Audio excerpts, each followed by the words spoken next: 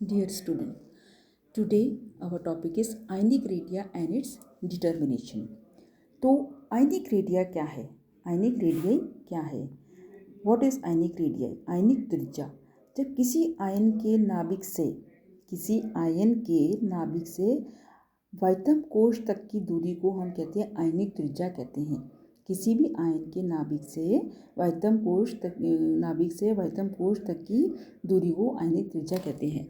आयनिक जो रेडियस होती है, आयनिक यौगिक में धनायन और ऋणायन की त्रिज्या का योग भी क्या कहलाती है? इंटर आयनिक डिस्टेंस कहलाता है। तो ये धनायन के नाभिक से ऋणायन के नाभिक के बीच की दूरी होती है। इंटर आयनिक डिस्टेंस क्या है? धनायन और ऋणायन के नाभिक से बीच की डिस्टेंस है। तो इस डायग्राम में हम देखें तो ये जो डायग्राम जो बने हुए हैं, छोटा जो सर्कल है वो कैटायन के लिए रिप्रेजेंट कर रहा है, बड़ा जो है वो ऋणायन के लिए बना रहा है। और हम कह रहे हैं इंटर आयनिक दूरी क्या है? धनायन और ऋणायन के आउटर मोस्ट इलेक्ट्रॉन के बीच की दूरी वो क्या कहला रही है? इंटर आयनिक डिस्टेंस भी कहला रही है। तो धनायन की त्रिज्या r प्लस क्या है? धनायन के न्यूक्लियस से आउटर मोस्ट इलेक्ट्रॉन की दूरी, और ऋणायन की त्रिज्या क्या है? ऋणायन के न्यूक्लियस से आउटर मोस्ट इलेक्ट्रॉन की दूरी। इसको हम r प्लस और r माइनस से हम इसको बतलाते हैं। तो d इज इक्वल्स टू क्या होता है? r plus plus r minus. तो d क्या है? अंतर आयनिक दूरी है। r प्लस जो है वो धनायन की त्रिज्या, और जो है r माइनस जो है वो ऋणायन की त्रिज्या है। जब धनायन और ऋणायन जो है बॉन्ड का फॉर्मेशन, आयनिक बॉन्ड का फॉर्मेशन करते हैं, तो ये क्या करते हैं? एक दूसरे को अट्रैक्ट करते हैं, और एक स्थिति ऐसी आती है कि इनके बीच में फोर्स ऑफ अट्रैक्शन और फोर्स ऑफ रिपल्शन क्या हो जाते हैं? बैलेंस कर देते हैं, और ये फॉर्मेशन ऑफ आयनिक बॉन्ड का ये क्या करते हैं? निर्माण करते हैं। तो इसी स्थिति में जो है धनायन व ऋणायन के मध्य की दूरी को इंटर आयनिक डिस्टेंस कहते हैं। इस डायग्राम में हमने सोडियम फ्लोराइड का एग्जाम्पल लेके इसको अपन ने इस डायग्राम से बताया है। अब क्योंकि धनायन व ऋणायन की त्रिज्या क्या होती है? समान तो होती नहीं हैगी, तो हम धनायन और ऋणायन जो है, इसलिए हम जो है किसी आयनिक यौगिक में धनायन और ऋणायन की त्रिज्या को पृथक करना भी जो है, धनायन और ऋणायन को उसको अलग करना भी मुश्किल है। तो इसको हम आसानी से कैलकुलेट नहीं कर सकते हैं। इसको कैलकुलेशन के लिए की भी क्या है? Determination of ionic radii. तो इसके लिए भी कुछ विधि है। हम इसको जो आयनिक रेडिया को जो है हम इंटर आयनिक दूरी, इसका जो मापन है वो हम एक्स रे डिफ्रैक्शन द्वारा, इलेक्ट्रॉन डिफ्रैक्शन द्वारा, एनएमआर स्पेक्ट्रोविधि द्वारा हम इसको ज्ञात की जा सकती है। लेकिन किसी भी आयनिक यौगिक में धनायन व ऋणायन एक समान आकार के नहीं होते हैं, इसलिए अंतर आयनिक दूरी को आधा करके भी हम आयनिक त्रिज्या नहीं ज्ञात कर सकते। तो अंतर आयनिक दूरी का जो मापन होता है ना, ज्ञात करके हम रेडिएशन को ज्ञात कर सकते हैं। तो वो हम कैसे कर सकते हैं? दो विधि द्वारा इसमें दी हुई है। एक तो लेंट्ज की विधि है, दूसरी क्या है? पॉलिंस की विधि है। तो लेंट्ज की विधि क्या कह रही है? अब इस लेंट्ज की जो विधि है वो ये कह रही है कि ऐसे आयनिक यौगिक का हम इसमें चयन करेंगे जिसमें धनायन की तुलना में ऋणायन का आकार बहुत बड़ा हो। तो ऋणायन एक दूसरे के संपर्क में रहेंगे, और ऐसे यौगिक में ऋणायन की मध्य की अंतर आयनिक दूरी हम प्रायोगिक विधि द्वारा ज्ञात कर लेंगे। यदि दो ऋणायन की त्रिज्या योग के बराबर होगी, अब इसका आधा करने पे हमें क्या हो जाएगी? ऋणायन की हमें त्रिज्या प्राप्त हो जाएगी। अब इस ऋणायन की त्रिज्या प्राप्त होने पर इस प्रकार धनायन और इस ऋणायन की जो है इंटर आयनिक दूरी में से जो हम इस ऋणायन की त्रिज्या का मान घटा देंगे तो हमें धनायन की त्रिज्या प्राप्त होगी।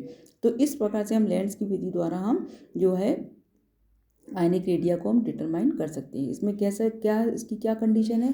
हम ऐसा आयनिक यौगिक की ज्ञात कर सकते हैं जिसमें धनायन छोटा हो और ऋणायन आकार में बड़ा हो। तो जो आयनिक रेडियस जो होगी, जो इंटर आयनिक डिस्टेंस दोनों ऋणायन की बीच की दूरी होगी, वो हमें वैल्यू ज्ञात हो गई।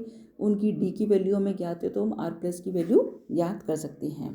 ठीक है, ये फॉर एग्जाम्पल हमने लिथियम आयोडाइड ले लिया। लेंट विधि से लिथियम आयोडाइड में आयोडाइड ऋणायन की त्रिज्या का मापन। अब लिथियम आयोडाइड में लिथियम जो है धनायन बहुत छोटा होता है, और आयोडाइड ऋणायन बड़ा आकार का होने के कारण अंतर आयनिक दूरी दो आयोडाइड आयन के बीच की डिस्टेंस होती है। इसको आधा करके हम आयोडाइड आयन की त्रिज्या हमें प्राप्त होती है। तो केआई में धनायन व ऋणायन के आकार में अधिक अंतर नहीं होता।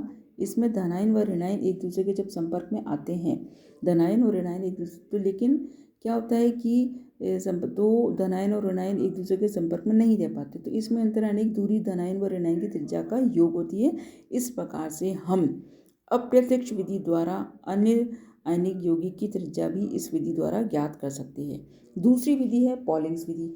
अब पॉलिंग्स विधि भी के लिए भी कुछ कंडीशंस हैं। पॉलिंग्स विधि ये कह रही है कि हम ऐसे आयनिक की जो है त्रिज्या ज्ञात कर सकते हैं जिसमें धनायन व ऋणायन एक दूसरे के सीधे संपर्क में होते हैं, जिसमें अंतरायनिक दूरी जो होती है ना धनायन व ऋणायन की त्रिज्या के योग के बराबर होती है।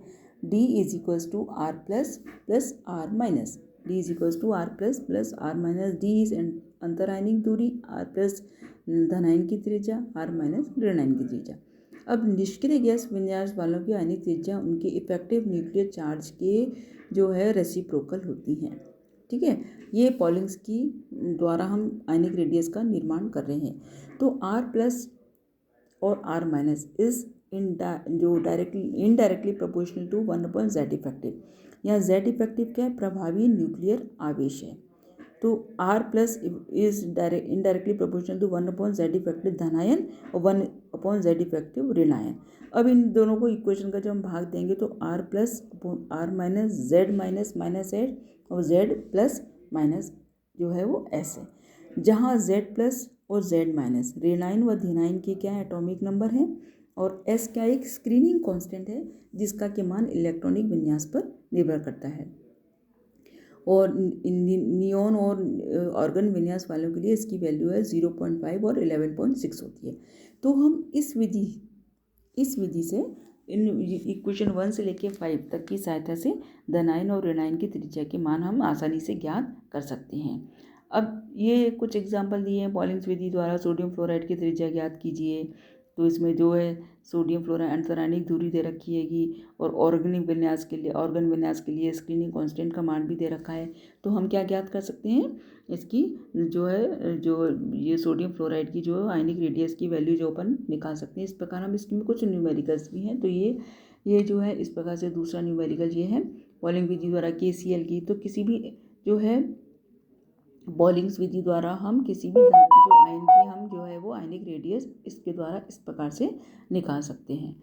तो ये आयनिक रेडिया क्या है और मेथड्स और कैसे डिटरमाइन कर रहे हैं वो अपन ने आज इसको डिस्कस किया है। तो लेंस मेथड है और दूसरी क्या है आपकी पॉलिंग्स विधि है। तो इसको जो है हम दोनों विधि द्वारा हम जो है वो आयनिक रेडियस के मान को अपन आसानी से ज्ञात कर सकते हैं। Thank you.